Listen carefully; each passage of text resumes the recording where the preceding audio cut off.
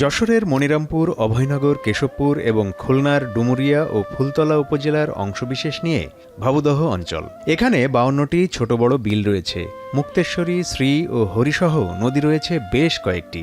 জোয়ার ভাটার সঙ্গে এসব বিলের পানি ওঠানামা করে। তবে দীর্ঘদিন ধরে পলি জমে নাব্যতা কমে যাওয়ায় পানি নিষ্কাশন ব্যাহত হচ্ছে।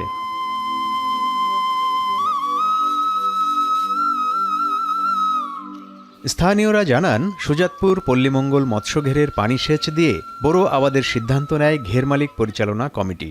সে অনুযায়ী প্রায় 1 মাস ধরে 40টি মেশিনের মাধ্যমে পানি সেচ চলছিল। তবে সেচের পানির অতিরিক্ত চাপে ওই ঘেরের দক্ষিণ পাশের টেকা নদী ঘেঁষা বেড়িবাঁধের কিছু অংশ ভেঙে যায়। এতে 6টি গ্রামের প্রায় 1,500 বিঘা জমির বীজতলা নষ্ট হয়েছে। মাঠে ধানের আগে পাতা ফেলে নিল, তা সব তলায় গেছে। সেই ধানের পাতা আমার তলায় গেছে। আমার খাটার কেউ নেই, ওই স্বামীই আমার সব। সে কিছু করতে পারে না, আমি একাই করি সব কিছু। ওই জোর নিয়ে সব দিকে দৌড়ি, সব কিছু সব আমার।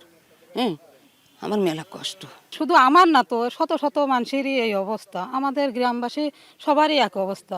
এই 2 বছর অলরেডি আমাদের বিলে ধান হয় না, এবারও হয়নি। আমরা একটা আশা করেছিলাম যে আমাদের বিলে ধান হবে। এটা হয়তো পরিকল্পিতভাবে হয়েছে, কিন্তু কিছুটা আন্দাজেও বলা, আসলে সবটা তো না দেখেও বলা যায় না যে কোনটা সত্যি কোনটা মিথ্যা। কর্ম নেই, তাহলে আমরা কি করে খাবো? ছেলে ফেলে স্কুলে যাওয়ার এরা তো একটা বিষয় আছে, তাদেরও তো খরচ টানতে হয়। সেসব খরচগুলো আমরা কোথায় পাবো? আমার না কিছু নেই, কলু চলে। যেটুকানি বই করবো, আল ডেরেন সব বান্ধাই গেছে আমার। শুধু রুটি পারলে ওইয়ে যায়। আজকের হাড়ি দেওয়া শেষ হলো, কালকে ভেড়িটা কেটে গেল। এর কারণটাকে এটাই তো আমরা বুঝতে পারতেছি না। তাই আমাকে যত ক্ষতিপূরণ, এই ক্ষতিপূরণ আমরা চাই। ভবদহ আন্দোলনের নেতারা জানান, বেড়িবাঁধ ভেঙে গেলেও তা মেরামতে ঘের মালিকদের কোনো তৎপরতা দেখা যায়নি। অনেকেরই অভিযোগ, পরিকল্পিতভাবে বাঁধ ভেঙে ফেলা হয়েছে। এ বিষয়ে প্রশাসনের হস্তক্ষেপ কামনা করেন তারা।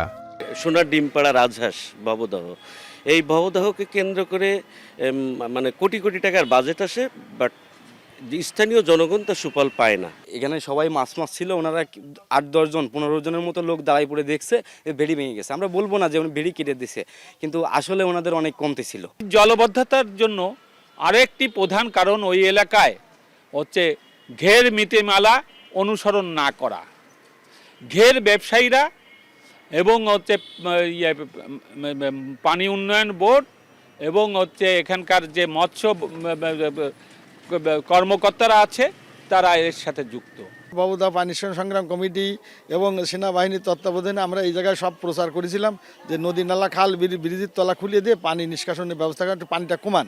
কিন্তু আমাদের এই অঞ্চলে ভবদহর উজানে কোনো ঘের ব্যবসায়ী, ঘের মালিক এই কাজটা করেনি।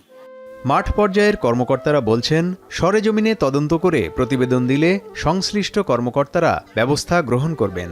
আমরা তদন্ত করে এর একটা বাস্তব আমরা রিপোর্ট কৃষি অফিসের মাধ্যমে ইউনো অফিসে দেবো। তখন প্রশাসন মানে জনগণের কী দিয়ে কি কোনটাই সহযোগিতা করা যায়, ইউনো সারি পদক্ষেপ নেবেন। ঘের বেশি গেছে, ঠিক আছে, এটা আমরা দেখছি। এটা আমরা অফিসে জানাবো, জানানোর পরে তারা কি ব্যবস্থা নেবে সেটা পরে জানা যাবে। ঊর্ধ্বতন কর্তৃপক্ষকে আমি জানাইছি এবং ঊর্ধ্বতন কর্তৃপক্ষ সহজে দেখে গেছে। দেখে ওনারা বলেছে দেখা যাক যদি আমাদের কিছু বিষ সার এরকম কোনো ব্যবস্থা দেওয়া যায় তাহলে আমরা দিতে পারি। এদিকে পানি উন্নয়ন বোর্ডের কর্মকর্তারা বলছেন, বাঁধটি পানি উন্নয়ন বোর্ডের নয়, তবে ভেঙে যাওয়া অংশটি মেরামত করে বোরো আবাদের সহযোগিতার আশ্বাস দেন তারা।